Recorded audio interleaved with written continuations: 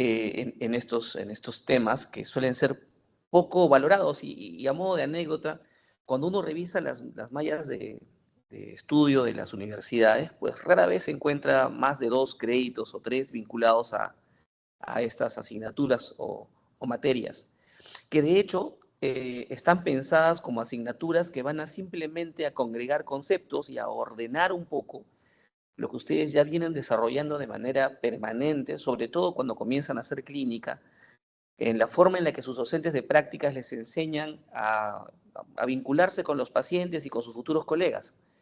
De hecho, es lo que se conoce como currículo oculto o competencias blandas, donde cosas tan simples como abordar una conversación, respeto, puntualidad, higiene, etcétera, forman parte importante de lo que nos va a tocar a nosotros como profesionales de la salud, lo que nos toca como profesionales de la salud. Yo voy a intentar en pocos slides conversar un poquito sobre qué es ética, qué es profesionalismo y qué es humanismo. Así que vamos con el primer slide, si fueras tan amable. En el siguiente slide hemos puesto ética. ¿Qué entendemos por ética? La rama grande de organización del saber es la filosofía, ¿no? La filosofía, que es ese conjunto eh, de preocupaciones que tenemos con respecto a la realidad, a lo que le pasa al ser humano en todas sus esferas y que pueden ser cuestionadas de manera permanente, intentando ser resueltas a través de la razón. Esa es la filosofía. Y dentro de la filosofía, una de sus ramas importantes es esta disciplina, que es la ética. ¿Y cómo entendemos a la ética? Pues en realidad, para el no iniciado podría confundirse el concepto de ética con el concepto de moral. Y es válido, ¿no? Cuando un joven dice yo soy ético, soy moral, pues uno lo comprende. Pero nosotros que ya estamos un poco más grandes y que además estamos muy vinculados a estas cosas, debemos entender las diferencias entre ética y moral. La ética es una disciplina que se encarga de estudiar a la moral. De hecho, el componente más importante de estudio de la ética es la moral. Y el sujeto de estudio que tiene la ética es el comportamiento del ser humano. O sea, la conducta humana es el sujeto de estudio que tiene la ética. De hecho, ella se encarga de recabar información sobre cómo nos comportamos, cómo se comporta la mayoría en el ideal, y en ese ideal intentar hacer una norma general de cómo debiésemos comportarnos, y a eso le llamamos comportamiento ético. Eso pasa en su unidad de medida, que es la moral. La moral en realidad es la forma en la que podemos nosotros clasificar, calificar las cosas como cosas buenas y cosas malas, de una manera dinámica, pero lo hacemos en un determinado momento del tiempo y lo hacemos además en un grupo circunscrito de personas, ¿no? Por ejemplo, este grupo de ahorita que estamos reunidos en esta sala virtual, tenemos un código tácito de conducta. Haber ingresado a las 6, no interrumpir la conferencia, probablemente esperar a la parte final para hacer las preguntas. Aquel que interrumpa probablemente va a ser tachado como malo. O aquel que haga una pregunta en este momento donde todavía yo no he pedido que me hagan preguntas, por ejemplo, también puede ser catalogado como malo. Pero los que han entrado puntuales, se mantienen en silencio y preguntan al final, son los buenos, ¿no? Es un código tácito. Tenemos reglas de convivencia nosotros que son catalogadas como buenas o malas en nuestra moral y en nuestra familia, por ejemplo. En la familia sabemos cuáles son, cómo los comportamos en casa, cuando visitamos a mamá, o en la mesa, o cómo nos despertamos y tendemos la cama. En fin, hay reglas. Y esas son buenas y son malas. Y hay dinamismo, porque hay reglas que hoy en día pueden ser buenas, pero que hace tiempo no lo fueron, ¿no? Por ejemplo, el derecho que tiene una mujer semejante al del hombre para tomar decisiones en una empresa, por ejemplo, que hoy una mujer o un hombre tienen la misma capacidad decisora en una empresa o institución, es algo catalogado como bueno. Pero probablemente hace unos años, hace unos 50 años, si no es un poco más, un hombre era el que tenía que tomar esas decisiones sobre una empresa, frente a una empresa, era el que tenía que ser siempre el gerente o el presidente del directorio, y la mujer no alcanzaba esos estándares para poder convertirse por el simple hecho de ser mujer, o sea, un problema de género, ¿no? Y era visto malo cuando una mujer alcanzaba el poder, los demás, que eran hombres, no la respetaban. Hoy es todo lo contrario, eso cambió. Hoy hombres y mujeres se desempeñan en altos gerenciales de la misma forma y encima cuando vemos puros hombres exigimos la presencia de mujeres porque hay una cuota de género que se considera necesaria. Entonces eso ha cambiado con el tiempo. Y de hecho, de haber sido moral en un primer momento, porque es el grupo de gerentes los que tomaban esas decisiones, hoy se convirtió en un lineamiento ético, porque es un comportamiento general para todos, debe ser de esa forma, ¿no? Entonces nos hemos dado cuenta cómo nuestro sujeto de estudio, que es el acto humano, la conducta del ser humano, que antes no le permitía a la mujer ser gerente, ahora le permite a la mujer ser gerente, y ahora cuando no hay mujeres reclamamos, porque ya en el mundo funciona así, ya se convirtió en un hecho ético, ¿no? No es ético que no existan mujeres. Por ejemplo, en el Congreso de la República, ¿no? Hay una cuota importante de género ahí y tiene que haber siempre. Entonces, de esa forma más o menos entendemos nosotros a la ética. En nuestra formación médica, nosotros nos hemos encontrado con estas asignaturas. De hecho, en mi universidad hay un curso básico bueno, hay cursos generales, eso se te obliga a la ley. Tenemos filosofía, tenemos ética, y al final tenemos una ética especial para los profesionales de la salud, que es la bioética, ¿no? Pero en el proceso de poder incorporar esas asignaturas a la formación profesional, apareció el segundo término, si le das un clic, que es el de la ética médica. De hecho, hay que recordar que el día de hoy estamos conmemorando nosotros el Día Internacional de la Ética Médica. Y creo que la presentación que estamos haciendo calza perfectamente en el marco de dicho reconocimiento. ¿A qué se refería la ética médica? Era un curso que te llevamos en la universidad, que ustedes seguramente lo llevan o lo van a llevar, en el que se nos dan pautas para identificar el comportamiento correcto o incorrecto que tienen los médicos en la práctica clínica y en su relación básicamente con el paciente, con el colega y a veces con la institución empleadora. Ahí quedaba la ética médica. Y de hecho, de esa forma me la enseñaron a mí. Tuve un profesor que se la pasó el curso, un curso de 2 horas diarias, me parece, 2 horas semanales, durante un semestre, dándonos casos clínicos y cómo los enfrentábamos en el marco de lo aceptado. Aceptado por asuntos deontológicos, ¿no? Que pueden ser códigos internacionales o pueden ser códigos de ética de los colegios, en este caso del colegio médico. Y ahí quedaba la ética médica. A finales de los años 70 del siglo pasado, aparece un término nuevo, y le damos clic otra vez, que es el de bioética, ¿no? Potter, que era un médico farmacólogo especialista en quimioterapia, hizo una reflexión interesante sobre la necesidad de que exista una vinculación entre los valores morales de la práctica médica y el ejercicio de la práctica, cuando nos vinculamos con los pacientes, con las instituciones, pero va más allá porque también le hace referencia al impacto que genera el acto humano en el mundo, ¿no? En la naturaleza y la conservación del medio ambiente, en la experimentación e investigación. Entonces, recogió todo ese bagaje de necesidades que nacieron ya desde la Segunda Guerra Mundial con la experimentación que hicieron los nazis en una nueva disciplina dentro de la ética que es la bioética, ¿no? Y la bioética se convierte en una especie de conciencia de la ciencia, ¿no? Es una definición bien básica, pero en realidad muy útil, porque nos hace reflexionar sobre qué tan bueno es aquello que hacemos en el acto científico o tecnológico para la humanidad y cuál es su impacto. ¿Se debe hacer o no se debe hacer? Y te ayuda a enfrentar los dilemas que encontramos en ese camino.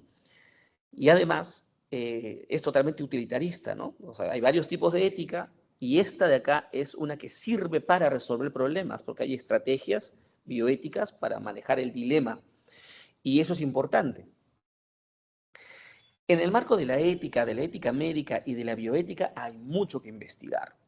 Al final veremos algunas cositas que probablemente puedan ser atractivas y generar algunos problemas que sabemos que existen, que vemos pasar, pero que no les hemos prestado seguramente la atención necesaria como para poder enmarcarnos en una investigación de este tipo. Pues bien, vamos con el siguiente slide. El segundo componente de nuestro título era el de profesionalismo, ¿no? Y de hecho, el profesionalismo es aquello que en nuestra formación universitaria nos separa de la parte meramente técnica o incluso de la parte artesanal, si es que fuésemos artesanos u operarios, ¿no? Porque el comportamiento profesional tiene algunas aristas importantes. Una de ellas, por ejemplo, es que los profesionales estamos inmersos en una comunidad profesional y respetamos, estamos adheridos, formamos parte activa de un comportamiento que está escrito en códigos, ¿no? En el caso de los médicos, por ejemplo, no podemos salirnos del marco de la normativa del Código de Ética y Deontología del Colegio Médico, por ejemplo, y lo cumplimos estrictamente, y eso nos hace profesionales. Además, estamos enmarcados en una ley, que es la ley del trabajo médico, y tenemos que conocerla. Además, estamos vinculados a otras normas, como por ejemplo, se me ocurre la ley universitaria, que es la que por ejemplo, yo soy docente universitario, que es la que me atañe el ejercicio de mi profesión, pero ustedes podrían tener en el marco de su práctica profesional la ley que permite la asignación de plazas del SERUM o la ley que permite el acceso a la residencia, la ley que regula el SINAREME, el CONAREME, en fin. Parte del profesionalismo es el cumplimiento de normas o leyes vinculadas a nuestra profesión. Otra de las cosas es el comportamiento mínimo que esperamos de un profesional. Y puede sonar extraño, pero nosotros esperamos que un profesional, por ejemplo, sea un tipo educado, ¿no? Esperamos que un profesional sepa desenvolverse o desempeñarse con decoro dentro del lugar en el que se encuentra haciendo una actividad vinculada a la profesión e incluso cuando no es una actividad vinculada a la profesión. Y eso incluye su forma de verse, de vestirse, de hablar. Parece extraño que alguien nos tenga que decir esas cosas, pero es verdad, pues el profesionalismo ve también eso. En el caso del profesionalismo médico, por ejemplo, que es algo más nuestro, nosotros aquí tenemos algunas pautas que nos dará el autor de la cita de este slide, que por ejemplo habla de la necesidad que en nuestra actuación profesional estemos adheridos de manera firme al principio de generar bienestar a las personas con las que tratamos, ¿no? Es el principio de beneficencia de la bioética. Y eso significa que dentro de nuestro ejercicio nunca existe una intención de causar daño. Cuando atendemos un paciente, cuando vemos una persona que acude, ya sea para tratarse o para prevenir o simplemente para informarse, nosotros buscamos lo mejor para esa persona cuando entablamos la relación con esa persona, esa relación que es necesaria, que es la del profesional con su paciente, en este caso, en la relación médico-paciente. No existe alguien que diga, tú me trataste mal, me quitaste la enamorada, así que cuando te atienda te voy a poner la inyección más dolorosa, con el aceite más dilusor más doloroso. Eso no funciona así. O le voy a poner la endovenosa en la articulación, cerca de la articulación que más mueves para que te quede un hematoma. En fin, eso no pasa. Todos buscamos al contrario, ¿no? Buscar comodidad, tranquilidad, es bienestar. Otra de las cosas vinculadas al profesionalismo es cuando nosotros defendemos y procuramos en nuestro ejercicio que exista justicia social. Eso quiere decir que todas las personas reciban lo que necesitan cuando lo necesitan y puedan de esa manera resolver sus problemas, ¿no? En el caso nuestro, exactamente, el profesionalismo nos hace buscar salud para los pueblos y bienestar para los pueblos, pero también se vinculan a otras profesiones, por ejemplo, en la educación, el saneamiento básico, en fin, el bienestar social. Eso también nos hace profesionales. No solamente hacemos un acto que genera, sino promovemos que la población, que el resto, tenga mejorías en su existir. Eso es importante que lo tengamos en cuenta.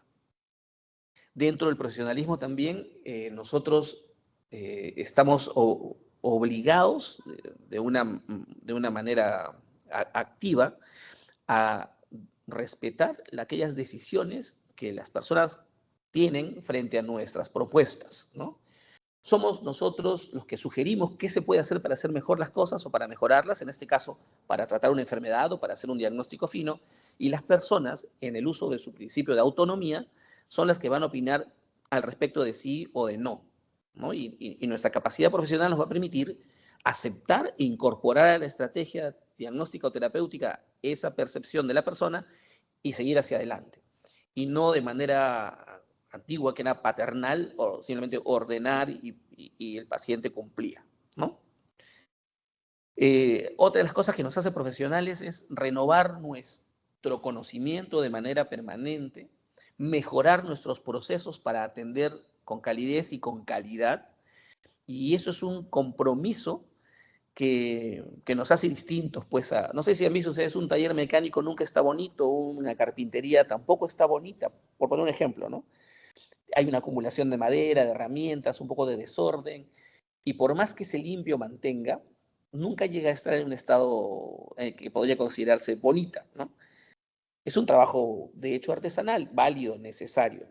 Pero un consultorio médico, una clínica, una sala de operaciones, el estudio de un arquitecto, la oficina de un abogado, eh, no sé, el estudio de un ingeniero, siempre va a mantener un orden, una pulcritud, porque es parte de nuestro servicio profesional de calidad.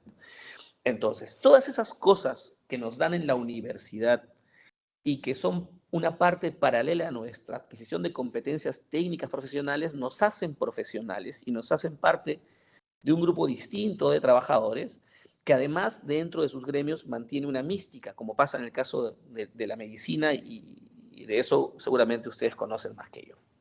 Entonces hemos hablado un poquito de lo que era ética, hemos hablado un poquito de lo que era profesionalismo y ahora vamos con lo tercero, el tercer punto del título de esta conversación. Dale el siguiente slide, por favor, que es el referido al humanismo, ¿no? Y es un poco importante, diría yo, que nosotros recordemos, como médicos o como futuros médicos, que existe o existió una corriente tan importante, una ruta filosófica tan importante como el humanismo, ¿no? Y a mí, yo enseño en la universidad un curso que se llama Introducción a la Medicina y cuando hacemos la historia de la humanidad y nos quedamos en el siglo XVIII, yo lo disfruto porque creo que debimos aterrizar en ese tiempo y quedarnos ahí para vivirlo plenamente. El humanismo es una corriente intelectual, cultural, de pensamiento filosófico que nos aleja después de la Edad Media de creer que Dios era todo para poner al hombre en su lugar como el fin de todo, ¿no? Entonces dejamos lo divino para hacer lo humano, ¿no? Y es importante porque cuando nace el humanismo, nace en un siglo que se conoce como el siglo de las luces, porque las luces del saber empezaron a iluminar el conocimiento que había estado oscuro por 1000 años durante la Edad Media. Acuérdense ustedes que la Edad Media, siglo V hasta hasta el siglo XV, ¿no? La caída del Imperio Romano de Occidente hasta la caída del Imperio Romano de Oriente, fueron 1000 años de oscuridad, ¿no? Entonces, cuando alguien agarró y empezó a discutir o a debatir aquello que era aceptado como una norma dogmática implantada por una iglesia occidental ampliamente expandida, primero fueron tildados como rebeldes, como pecadores, como diabólicos, como hechiceros, en fin, pero luego ya salió la luz y tuvimos que entender que así tenían que hacer las cosas. Y aparece ese periodo del siglo XVIII, que es el periodo que se conoce como la Ilustración, en donde el racionalismo era lo básico, lo que sustentaba ese periodo de tiempo. Y en el racionalismo es que todas las cosas que existen a nuestro alrededor, todos los fenómenos que se dan, incluyendo el fenómeno de la enfermedad, era un fenómeno que podía ser o que tenía que ser explicado a través de la razón. O sea, si tú tenías una fractura, era porque seguramente tuviste un impacto sobre un hueso o hiciste un movimiento torpe en esa estructura ósea y se rompió. No porque Dios te castigó y te merecías esa ruptura ósea, ¿no? Que cuando tú te acerques al hombre para apoyarlo es porque es un hombre como tú y está sufriendo, no porque Dios te pide que seas caritativo con él, ¿no? Se marca una distancia entre lo que la iglesia promovía para que sea el hombre el que decida por las cosas que tenía que enfrentar y hacer. A ver, démosle clic al siguiente slide, que es un slide que me he pirateado de por ahí, pero que da más o menos algunas pautas de lo bonito que fue esta época del humanismo, ¿no? Por ejemplo, el primero es la confianza en el poder de la razón, lo que les hablaba hace un instante, que todo tenía que ser explicado a través de la razón. Y de hecho, en esta época se empezaron a entender algunos fenómenos de la fisiología, ¿no? Harvey y la circulación sanguínea, por ejemplo. Se pudo hacer disecciones para ver cómo es que estaban formadas las estructuras del cuerpo. Habíamos tenido mucha oscuridad y se hizo necesario este periodo de tiempo de la ilustración. Lo segundo que aparece aquí descrito está vinculado por ejemplo, el ser humano nace bueno, ¿no? Por lo tanto, todas las cosas que él tiene programadas hacer el ser humano deben ser cosas buenas, ¿no? Ese detalle es Es importante, ¿no? Porque en qué momento aparece la maldad en el quehacer humano es algo que la razón debería explicarnos, ¿no? O como consecuencia de, ¿no? Ese es un aspecto importante de esta época donde la gente en realidad actuaba con bien porque pensaba en la naturaleza del bien de las personas. Todo aquello que se descubría, que se podía explicar a través de la razón, todos los fenómenos que estuvieron ocultos por la ignorancia que nos dejó ese periodo medieval, tenían que ser conocidos por todos.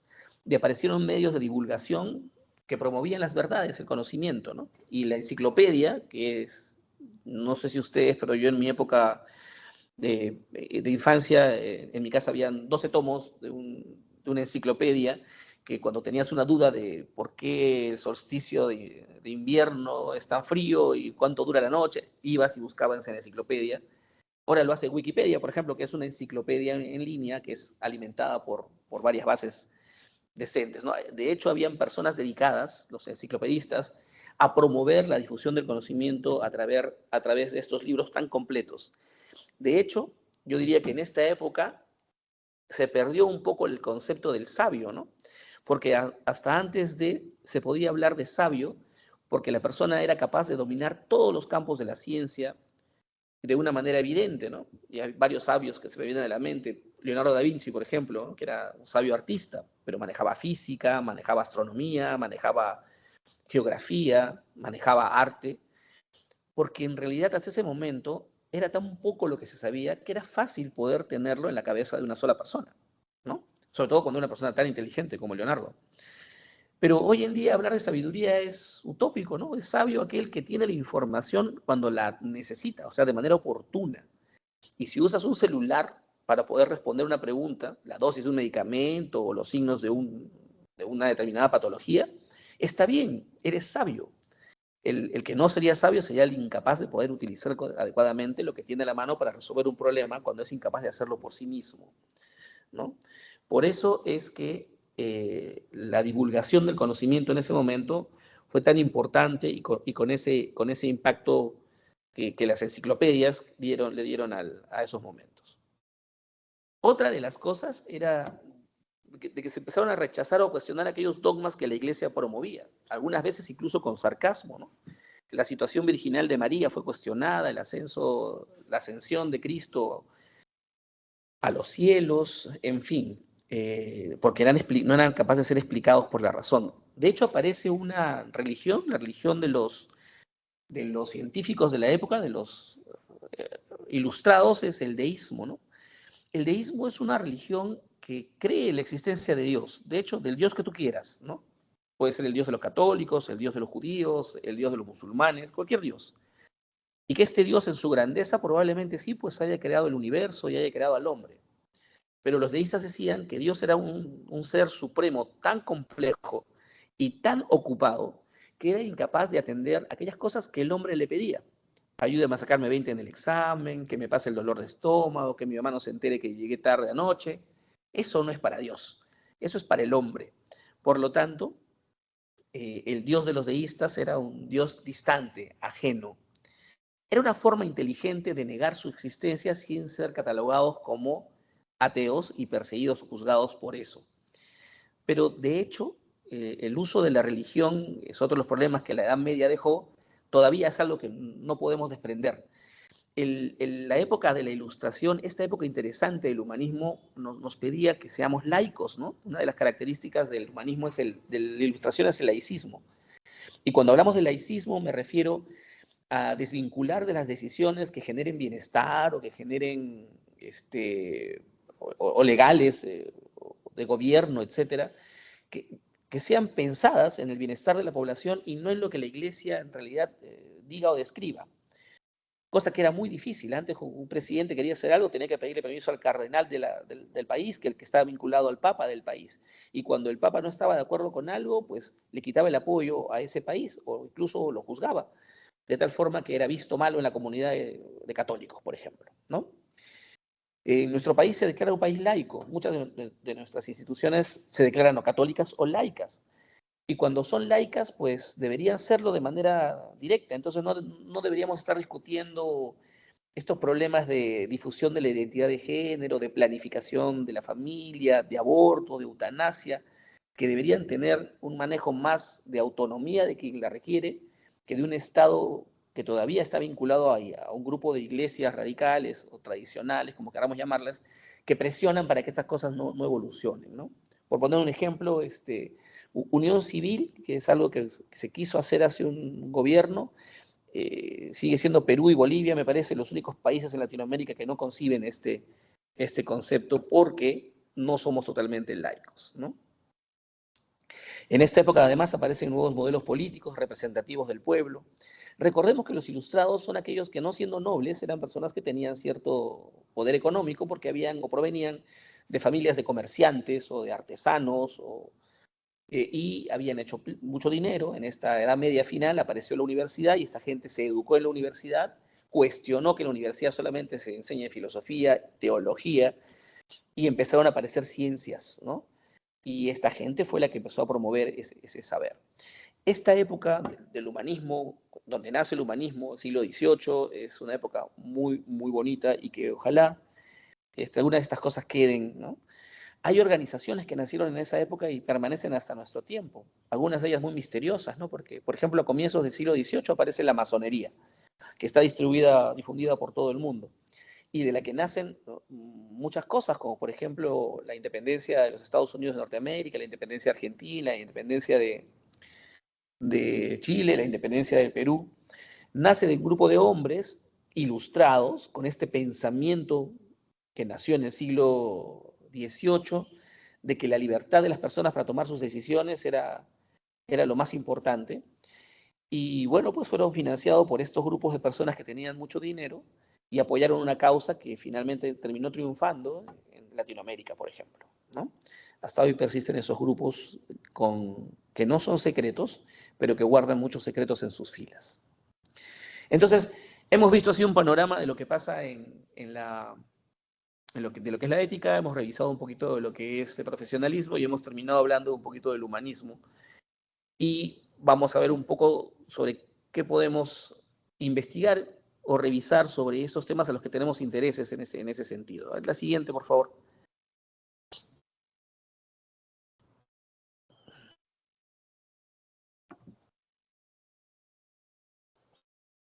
En mi universidad, hace 4 años, se creó EduCap, ¿no? EduCap UPT. EduCap UPT es un centro de investigación en educación médica y bioética. O sea, intentamos abarcar lo que hemos visto hoy día, que sería bioética y humanidades médicas, ¿no? Y la verdad que tenemos un grupo que estuvo conformado inicialmente por docentes,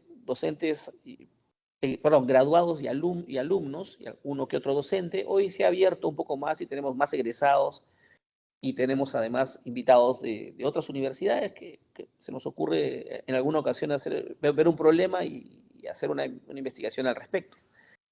En educación médica hemos hecho varias cosas, pero donde más hemos investigado es en bioética, ¿no? La siguiente, por favor. ¿Qué cosas se puede investigar en bioética? ¿Dónde están las cosas que se pueden investigar en bioética? De hecho, se puede investigar en bioética todo aquello que la bioética promueve, ¿no? Los temas de investigación en bioética son muy diversos, ¿no? Por ejemplo, podemos hacer temas directamente vinculados a la ética médica, ¿no? A lo que estamos celebrando el día de hoy, el Día de la Ética Médica. Como por ejemplo hablar sobre el consentimiento informado. Eso es plenamente ética médica, cuando uno le pide permiso al paciente por sobre, o no le pide permiso, pero sí en una relación de interacción con el paciente a través de un proceso informativo, involucra al paciente en la toma de la decisión que se requiere para que el paciente pueda realizar un diagnóstico o pueda tener un tratamiento. Ahora, el consentimiento informado pues tiene muchas aristas de investigación, ¿no? Desde la parte más simple, como ver cómo son los formatos que utilizamos, si son adecuados o no, hasta temas de fondo, ¿no? Como por ejemplo si se realizan de la manera correcta, quién es el que realiza el consentimiento, si realmente se le plantea al paciente posibilidades o simplemente se le induce una ruta diagnóstico-terapéutica, si la custodia del documento es adecuada, si está integrado de manera que corresponda a la historia clínica, si además ha considerado temas tan importantes como la docencia, la publicación de fotografías, el uso de esa misma historia para una investigación que recopile datos. O sea, sobre consentimiento hay cosas que todavía nos quedan por conocer.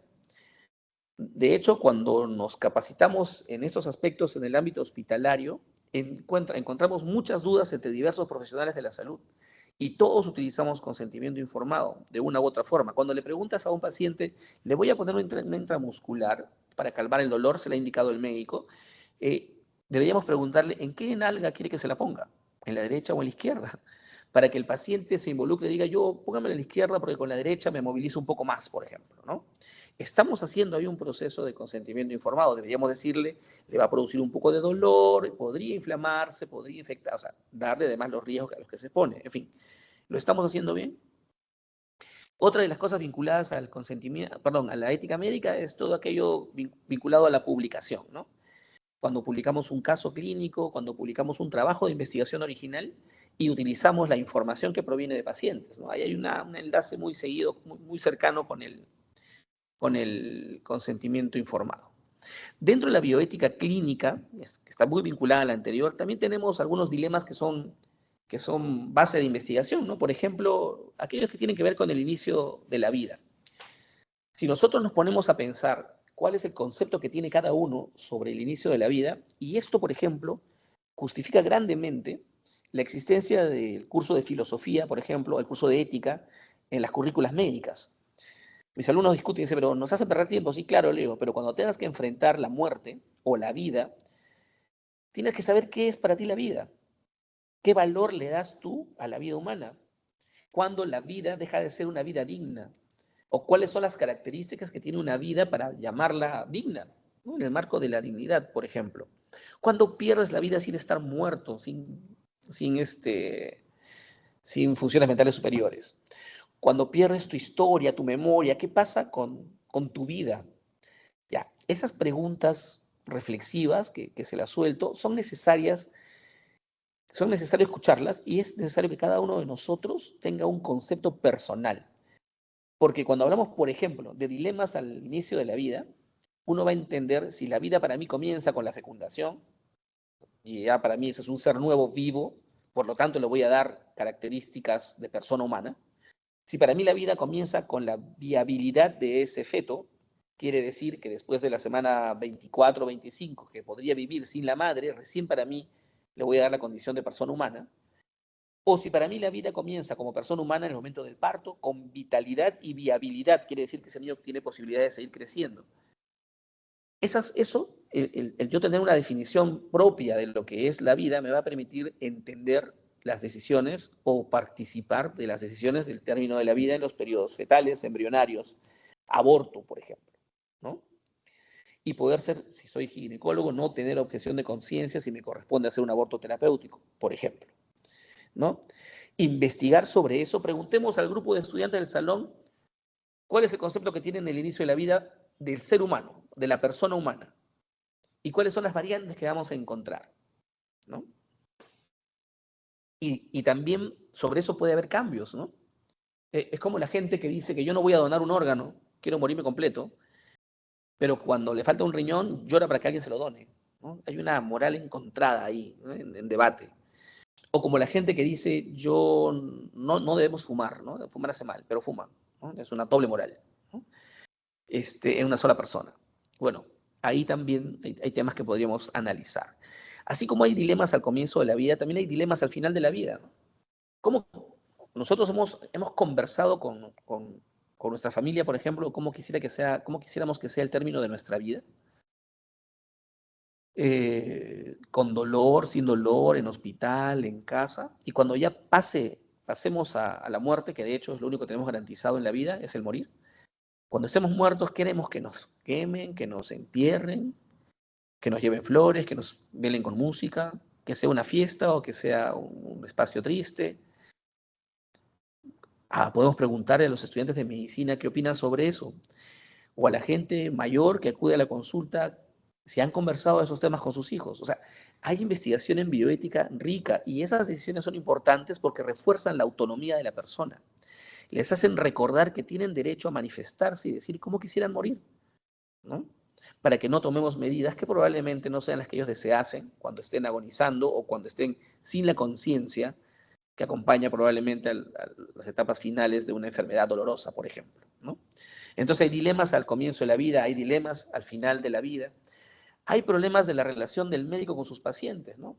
Y sobre eso se puede investigar un montón. A veces simplemente el no haber logrado un nivel de empatía puede generar denuncias, puede generar reclamos, quejas, se pueden violar derechos del paciente, porque nosotros nos comportamos a veces distantes.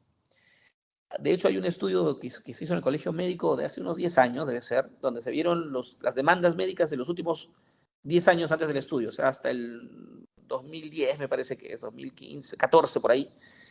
Habían 70 demandas en el Poder Judicial en Lima que le habían hecho pacientes a los médicos y el 90% de esas demandas era porque había habido una mala relación médico-paciente. O sea, si el médico hubiera informado, tratado con cercanía, sonreído un poco al paciente cuando le informaba de las cosas que estaban pasando y que no iban bien con él, se hubiera evitado un juicio largo y a veces incluso sentencias que han desfavorecido a los médicos. Entonces, la relación médico-paciente es otro tema importante de la bioética que podría ser estudiado y desmenuzado con bastante minuciosidad.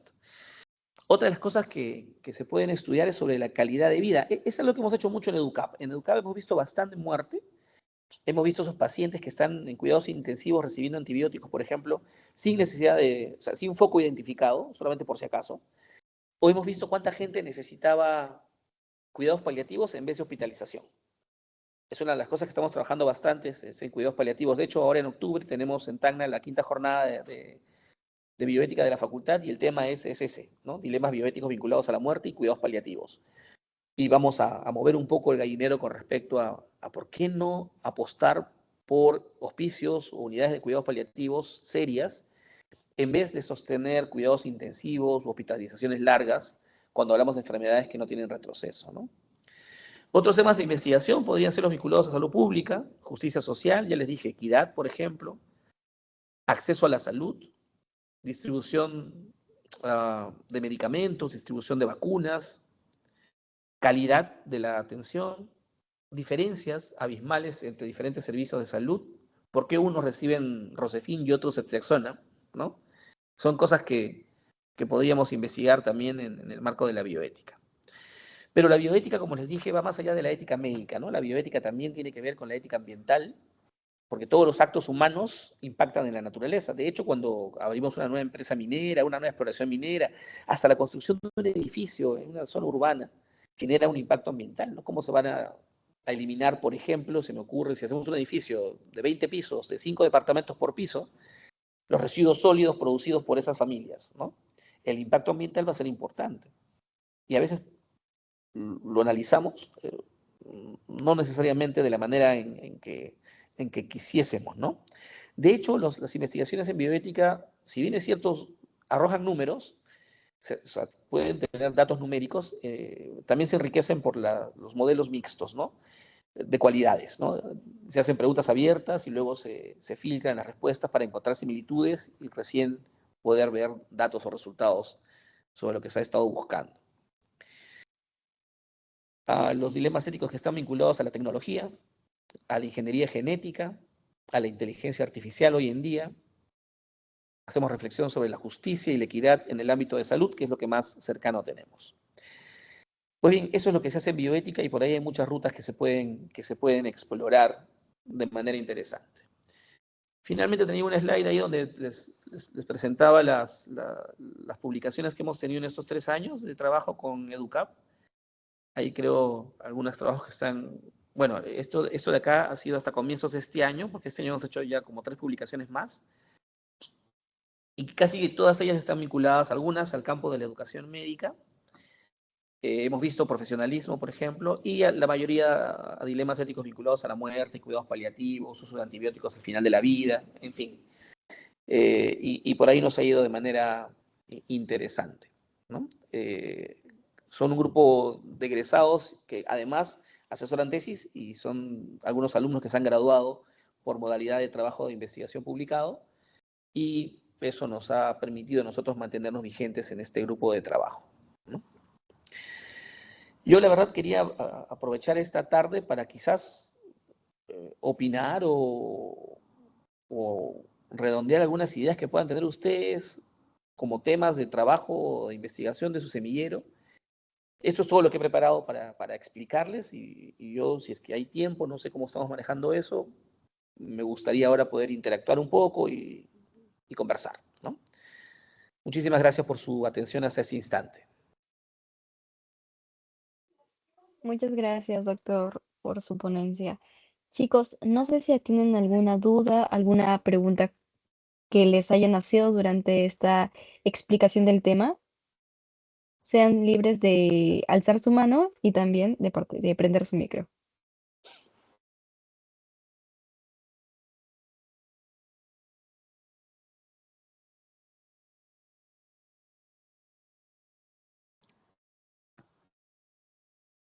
Yo, doctor, no sé si me escucha, pero Lo escucho claro.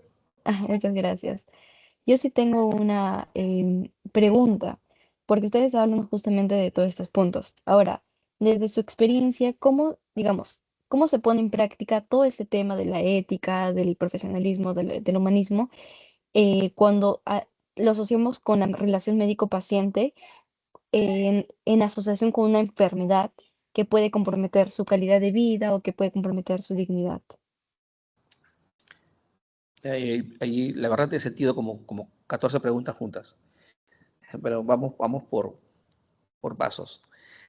Cuando nosotros entramos a la universidad, tenemos un contrato con la universidad que nos cuenta, nos dice, tú vas a hacer al acabar el proceso formativo así, y eso se llama perfil de egreso.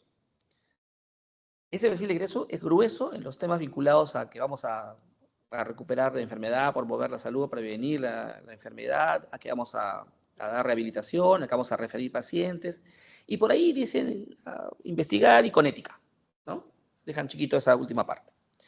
Pero no nos damos cuenta que en el proceso formativo lo que más hacemos es, si bien es cierto, adquirir competencias técnicas de la medicina, es observar a nuestro maestro, porque los últimos 4 años de carrera son grupos pequeños, 4 o 5 alumnos alrededor de un docente, que hace, y nosotros lo seguimos, que hace consulta externa y vemos cómo atiende y nos pide apoyo para que nosotros interactuemos con los pacientes también, que hace hospitalización o que hace cirugía o que hace emergencia. Y una de las cosas que hacemos nosotros ahí es juzgar la moral de esa interacción y decimos, eso no debió hacer el doctor, o eso sí debió hacer el actor, o vemos con ojos distintos la respuesta del paciente. ¿Eso qué hace? Que nosotros nos formemos en nuestra propia forma de conducirnos para cuando seamos médicos y tengamos en claro de qué forma queremos ser y de qué forma no queremos ser. Y eso son las habilidades blandas, en este caso bioéticas, que nos da la universidad. O sea, nadie puede decir, a mí no me enseñaron esto, yo no sabía cómo hacer esto. Al contrario, te lo enseñaron con ejemplo. O sea, cómo entablar una conversación con el paciente te lo enseñó todo tu profes de clínica.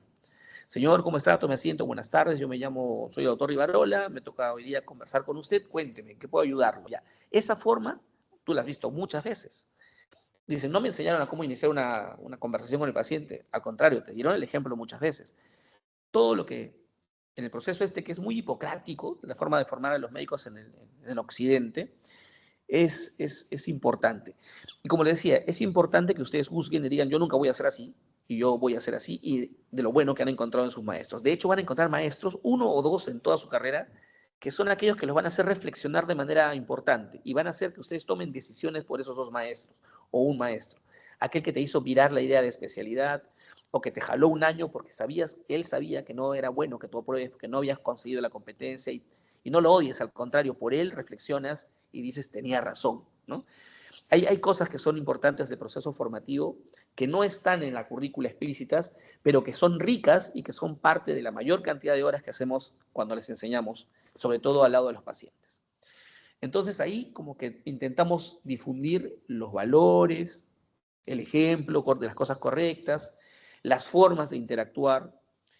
Y ahí es donde deberíamos darnos cuenta, por ejemplo, cuáles son las cercanías que debemos tener con el paciente y cuáles son aquellas cosas que no deberían, aquellas fronteras que se deberían plantear desde un inicio para mantener una adecuada relación del médico con el paciente. De hecho, esta dinámica de la relación médico-paciente necesita, bueno, tiene tres tiempos. Cuando uno se enfrenta a un paciente hay tres momentos. Hay un momento inicial, que es este en el que rompe el hielo, el momento de empatía. Es donde uno le pregunta, ahí, señor, cuénteme, ¿de dónde viene usted?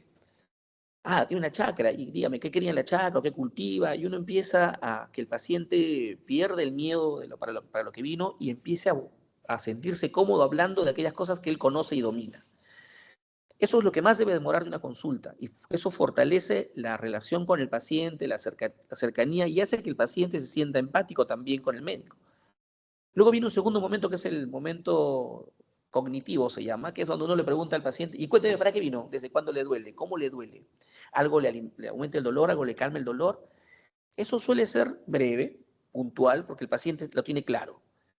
Y luego viene un tercer momento, que es el momento operativo, ¿no? Cuando uno dice, ya señor, vamos a hacer esto, ¿no? Y uno le da las indicaciones, ¿no? Ahora, estos tres momentos tienen que darse en un marco de inicio ético, pero en un marco que conserve las características propias del paciente, las características socioculturales del paciente, porque cada paciente viene de una realidad distinta, desde su nivel de conocimiento, el lugar del que proviene, que puede ser un lugar agrario, agrícola, altoandino, viene además con una mística propia, a veces ya el paciente tomó su ruda, se pasó un cuy o un huevo, y uno tiene que decirle, señor, vamos a ayudarle al trabajo al cuy, y ahora yo le voy a indicar este medicamento. No podemos decirle ni cómo se le ocurre hacer eso, o sea, a veces, si nosotros mantenemos una relación con el paciente, de esa forma en la que rompemos el hielo, luego investigamos, luego somos operativos, respetando su naturaleza de ser humano en su propia idiosincrasia, nos va a ir bien. Vamos a tener una correcta relación médico-paciente. Ese paciente, así no podamos curarlo, nos va a querer. Nos va a creer, se va a fidelizar, va a cumplir las indicaciones, va a venir a los controles, porque su médico lo trata bien, ¿no? Y eso hay que mantener en la relación médico-paciente. Ahora, sobre la dignidad, eso se nos escapa a nosotros de las manos, por más que intentamos hacer cosas, ¿no? Y digo que se nos escapa de las manos porque para que la vida sea digna, uno tiene que tener satisfechas las necesidades. Pero ahí también habría que tener unas aristas, son las necesidades de las cosas que yo creo que necesito. Por ejemplo, si yo creo que necesito una casa, entonces mi dignidad está en el marco de una vivienda digna. Si yo creo que necesito luz, agua y desagüe, perfecto. Si yo creo que necesito educación, perfecto. Pero si yo creo que no necesito educación, por ejemplo, porque he crecido un poco educado por mis padres, he vivido de la tierra y soy feliz así y no tengo hambre, no tengo frío, tengo amor y tengo un techo, no tengo que ir más allá de eso porque el paciente está viviendo en su dignidad. Pero ahora, generar justicia social es una chamba difícil, ¿no? Porque de hecho los sistemas de salud, los más pobres, los del Ministerio de Salud, por ejemplo, son aquellos que no cuentan con métodos de diagnóstico, que no cuentan con tratamientos completos. Hay pacientes que no tienen las cosas que el seguro no da y que de hecho no cuentan con una alimentación adecuada para reforzar el proceso recuperativo. Y nos volvemos a veces, no sé, nos podemos frustrar demasiado en nuestro querer hacer, o a veces tomamos decisiones y nos volvemos gestores. Y desde una ruta más alta podemos ayudar a tomar decisiones que mejoren la calidad de vida de nuestra gente.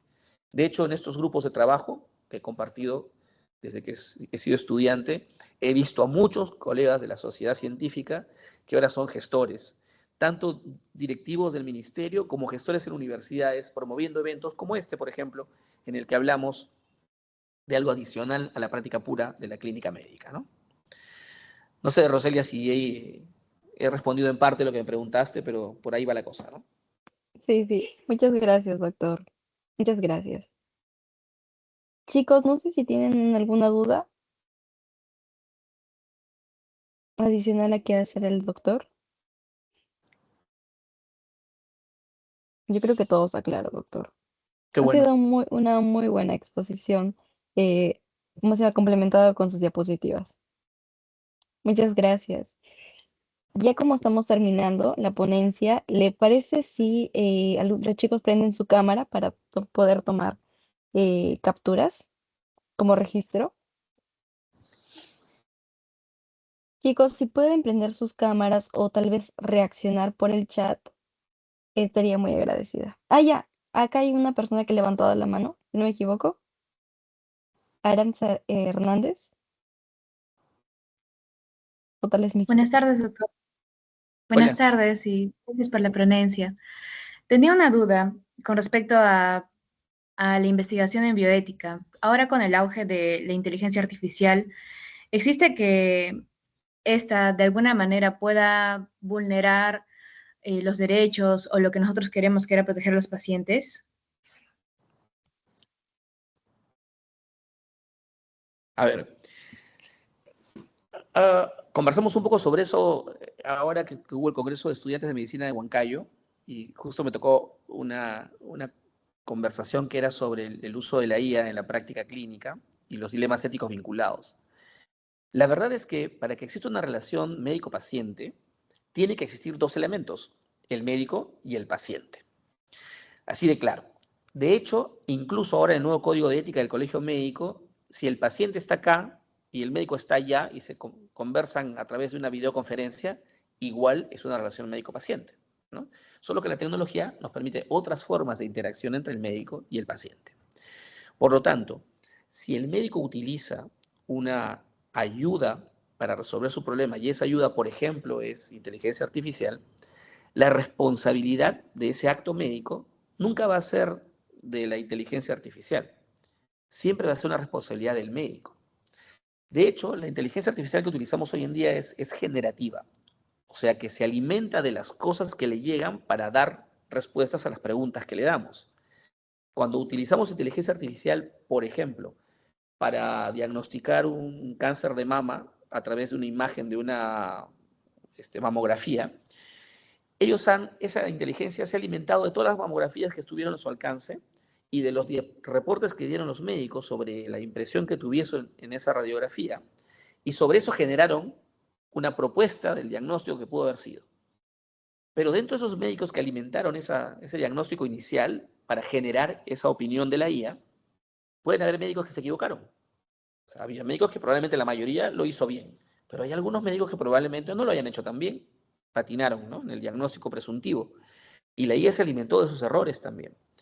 Por eso, cuando el médico utiliza un reporte de imágenes, por ejemplo, que ha sido respaldado por IA o pertenece a la IA, no va a alejarse de la responsabilidad que tiene de él mismo evaluar esa imagen o de consultarle al radiólogo si es que lo cree preciso en ese momento para poder él dar una indicación, un diagnóstico y proponer un tratamiento. O sea, la IA es útil, hay que usarla. No podemos negar la realidad. De hecho, la IA nos ayuda demasiado. La IA nos ha permitido hoy organizar historias clínicas, tener datos de manera inmediata para poder tomar decisiones administrativas, para gestionar, por ejemplo, porque o sea, esos bancos que tiene el Seguro Social, por ejemplo, de exámenes de laboratorio, eso decía, claro, en un momento previo a la IA generativa que tenemos hoy en día, pero esa organización ya es parte de inteligencia artificial. O sea, de hecho, nos sirve, nos funciona y va a seguir para adelante, pero no nos va a alejar nunca de la responsabilidad. Por eso tenemos que ser muy sensatos, conscientes, íntegros cuando apliquemos la ayuda de la IA, ¿no?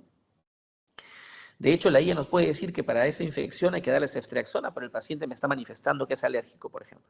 Entonces, la decisión siempre va a ser del médico en esa relación que entabló con el paciente. La otra va a ser simplemente una ayuda para poder facilitar diagnósticos, tratamientos, manejos, etcétera, ¿no?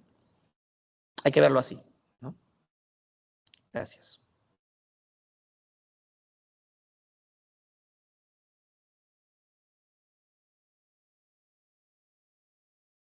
Muchas gracias, Aranza. Ah, ya, tenemos otra pregunta de Joe Quispe.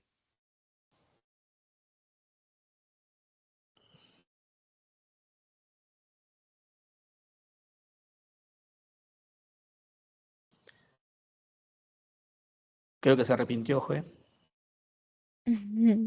Creo que, creo que lo está pensando. Ok, chicos. Si ya no tienen más dudas o preguntas que quieran hacer el doctor, vamos a dar por culminado esta ponencia, pero antes hacer una captura de pantallas. Así que les invito a que puedan prender sus cámaras y en todo caso, si no se puede, reaccionar. ¿Ok?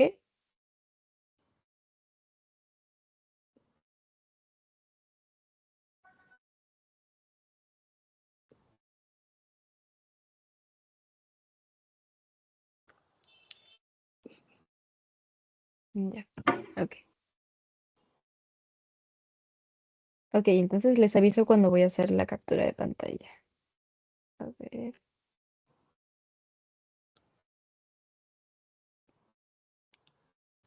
chico. Ya, voy a hacer la toma de captura. Ok, entonces les invito a que puedan reaccionar todos, chicos. Acá hay una primera captura. Una captura.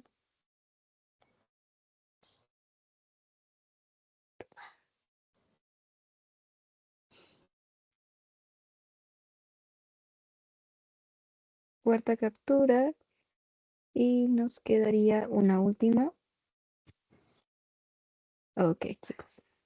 Ya está. Todas las capturas listas. Muchas gracias por su participación y por prestar mucha atención en esta ponencia muy interesante sobre ética y también profesionalismo y humanismo. Muchas gracias, Muy doctor. bien. Nos vemos, encantado. Hasta luego. Nos vemos. Hasta luego. Ya, chicos, les voy a pasar acá lo que es el post. Ok, voy a compartir por pantalla.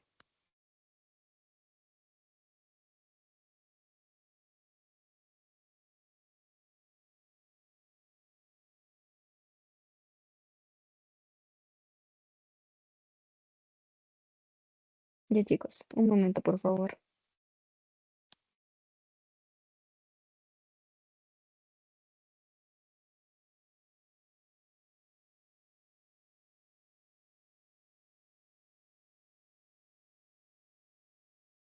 Ya, chicos. Entonces, acá ya les comparto las imágenes y van a tener 10 minutos hasta las 7:14 para poder llenar el post.